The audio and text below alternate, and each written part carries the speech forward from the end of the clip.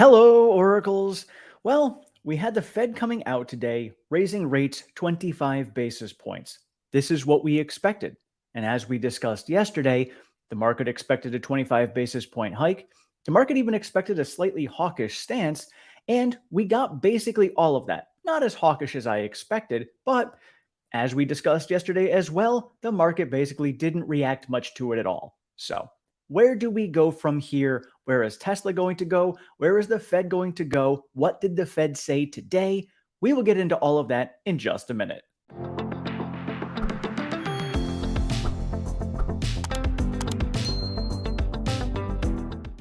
All right, so looking at the charts today, we did say yesterday that we will probably going to see some uncertainty before the meeting, fluctuating up and down and then finishing basically flat on the day. That's literally what we did. We saw some fluctuations with a high of 268, hit a low of 261, but finished down 0.35% on the day. Again, basically exactly what we expected to see today. RSI is currently right in the middle at 50.64. Volume today was relatively low, under 100 million shares trading hands, so kind of a nothing day really going on at all when it comes to Tesla stock.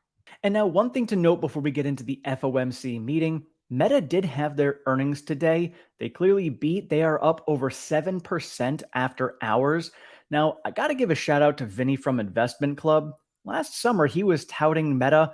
Whether you like Zuckerberg or not, he was saying, hey, it's going to be a great buy. You go back to last summer and we were coming down 115. We hit a bottom of this $88 in November. Serious gains, even from that summer level. So kudos to Vinny for calling that one out. All right, now we're going to dive into what Jerome Powell told us today. Of course, we know that they raised the rates 25 basis points. A lot of questions surrounding, well, if we saw inflation coming down over the last month and all these data points were actually good, why did you still go up on rates? Jerome Powell explained that the reason they did that is because it was one set of data points coming from June. Yes, they were good data points, but it was still just one. They want to see those consistently. And it kind of sounded like not that they really had their mind already made up going into the meeting, but they basically did. And unless there was some major beat of these numbers, which wasn't major in their eyes, even though it did beat expectations, they still did the 25 basis point hike. Part of the reason is because core inflation is still sticky. 4.8% did beat the expectations of 5%, but it's still 4.8%. That's the big reason right there. Plus, the favorite data point for inflation is the PCE, and the PCE is still at 3.8%. That there, they still want to bring down. So they still wanted to go up on this, but a slight change of tone coming this time around was instead of saying that they were going to be doing two more rate hikes, this would have been one, and then saying that there's going to be another one, they're now just going to go meeting to decide if another rate hike is necessary. That was due to the fact that we saw the inflation numbers from last month. Again, he said it was only one set of good data points. However, going forward, if that does continue, they may see no need to go up on rates again. So this might be the actual pause that we were looking for, but it might not be. So he could not say anything. They're really going meeting to meeting. He did say that they do have 8 weeks now until the next meeting. They're going to get 2 sets of every data point coming out. We're going to get 2 sets of PCE, CPI, PPI, jobs reports. All of that we're going to get 2 of before we get to the next FOMC meeting. So when we get there, we will have a lot more data points coming in for them to discuss to decide if we're going to be doing another rate hike or not. So again, just things to pay attention to. And of course, we will discuss all of those on here as we get to them. But as we go through that, we can kind of figure out if the Fed is going to be raising rates in September or not. I have a feeling if we keep coming down the way we've been coming down, we may not see any more rate hikes, and this will be the official pause. So now, when are we going to see a pivot? Jerome Powell did say that we do want to get down to 2%. Currently, he is forecasting seeing that sometime around 2025, maybe 2026 is where we will see 2%. However, clearly, as he had stated as well, they're not going to continue raising rates until they get to 2%. They're most definitely going to be cutting rates before we get down to that point because it makes no sense. Right now, they're at a very restrictive level when it comes to interest rates. they're most likely next year going to pull us down into a potential neutral level, and then they may even pull us to a below neutral level after that. So, again, looking at several of the Fed members are looking at several cuts coming next year when it comes to rates. We already discussed this before that I was thinking around Q1 or Q2 of next year, we were going to end up seeing these rate cuts starting, and that's when we would see the first pivot. Chances are that's when we will end up seeing this. How much they're going to be cutting by, we don't know yet. Obviously, a lot of data points to get through between now and then. But the ironic thing is, they're doing a lot of quantitative tightening right now. This is running off their balance sheet.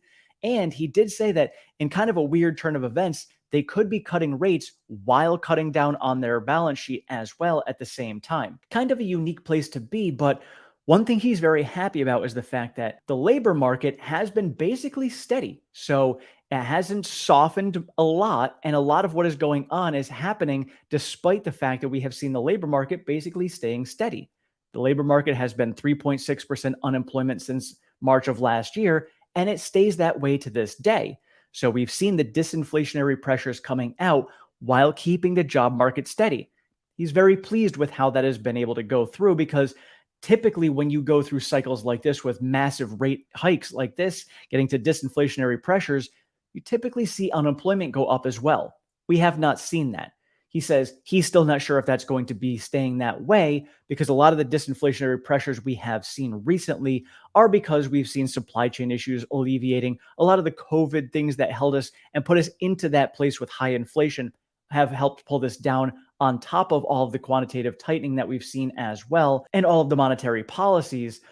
But with all of the basically COVID type stuff that was causing the inflation gone, now we're going to be focusing more on the monetary policies that in turn could be causing some of that softening of the labor market. Might see unemployment go up a little bit, but they're going to try their best to make sure that doesn't happen.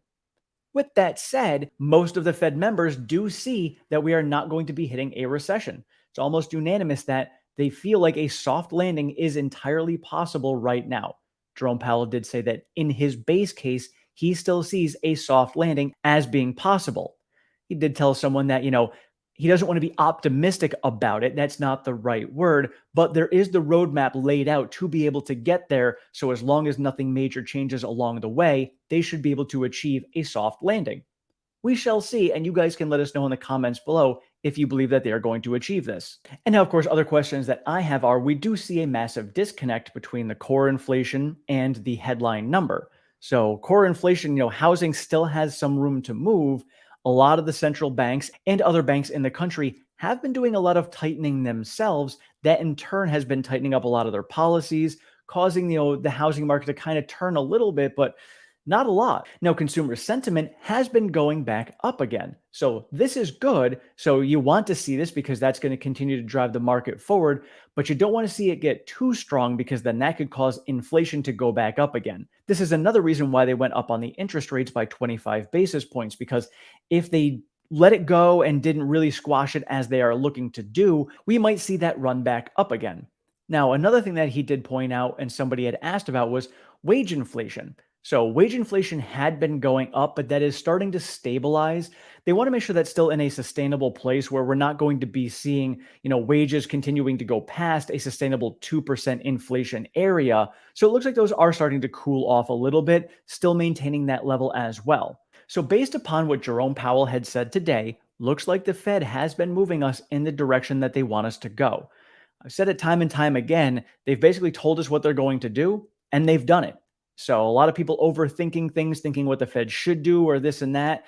It's kind of irrelevant because at this point, the Fed's going to do what they're telling us they're going to do. They really haven't changed that at all. So whether or not I think that we're going to see deflation coming and the Fed's going to end up pivoting sooner, it doesn't really matter. Just go by what the Fed says, follow that. That's what we're seeing. We've been seeing since the last meeting when he kind of slipped and said we're going to skip this one. We kind of anticipated from that moment that we were going to be seeing a 25 basis point hike this time, and we did. So now going into the next meeting, sounds like they're most likely not going to be raising interest rates. However, again, we've got 8 weeks between now and then, a lot of data points that can come in. We will kind of pay attention to those data points. Should be relatively easy to determine what the Fed is going to be doing at the next FOMC meeting in September. All right, and now over to X for some Tesla specific information that came out today. We've got Roland Percher sharing out. United States reported approximately 65,000 Tesla sales in June. That's the third best month ever with a 22% increase versus last month, and the best June ever. It's the best quarter ever and 9% quarter over quarter gains. 42% up year to date versus the same period last year, and year to date is 64% of last year's total. P.S. There is no exact US data, and this is just an estimate from various sources like Troy Teslike. And here are some of Roland's famous charts. And I do want to give Roland a shout out. He's been amazing, great source of information over on X, formerly known as Twitter. If you guys are not over there, highly recommend following him. And let's give him a little push. He's extremely close to getting monetized over there. I'd love to be able to help him out with that. So if you guys do not follow Roland, please do. His handle is at Pilolly, Pilolly. So please give him a follow over there. Give him a shout out. Love that guy. Definitely follow him again for more great Tesla information. And this morning we did get some more rumor information that could potentially be leading to the Model 3 Highland. So we've got the accountant tweeting out, more evidence Model 3 Highland is arriving soon. Tesla wrote off $167 million in inventory and purchase commitments in Q2 2023, much higher than historical norms. This could be for parts no longer needed for the Highland version.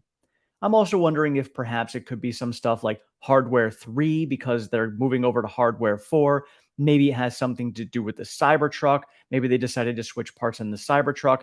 I don't know. Obviously, this is all speculation, but that's a lot more than normal, and they had a lot more moving parts than normal. So it is totally possible that the Highland is also part of this inventory cut. And moving over to the OEM side of things, something we had predicted a while back, which I tweeted out here, breaking. VW to invest 700 million in Xpeng and co-develop EVs. This is what we figured would happen. And so of course, we have discussed in the past of, hey, if we are seeing legacy auto struggling to get themselves to EVs, there's a good chance they're going to be investing in or merging with some of these startups that are pure EV companies. So here we go. VW starting this with Xpeng. Can we see more of it going on? Entirely possible. Could be that maybe Ford gets with Rivian. Don't really know. There's a lot of things going on, but this is one of those first steps that we kind of saw coming a couple of years ago. Now it's starting to actually come to fruition. So overall today, we kind of basically got exactly what we expected when it comes to the Fed raising interest rates and the market's reaction to that. Now we move forward from here. So the next thing we're going to be looking at are some more tech earnings coming out next week. We've got the PCE data coming out. And then going from here, it's just data points. When it comes to Tesla specific things, at this point, we're just kind of waiting for more information on the Cybertruck. Sounds like, and I don't know if it's actually true or not, seems like some of the early people who had put down their deposit on the Cybertruck are getting notifications to be able to get ready and update their vehicle. Again, I don't know if that's true or not. Mine, I am about 1.4 million on the list. Mine is still status quo, which is we will let you know when we are getting closer to production so that you can update your vehicle. That's all I have. Let me know what you guys are seeing. If you have any Cybertrucks on order as well, what does your page say?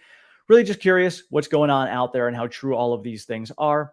Otherwise, today was pretty normal, and I will catch you guys in the next one. Thank you all so much for watching. I appreciate all of your support. Have a great one.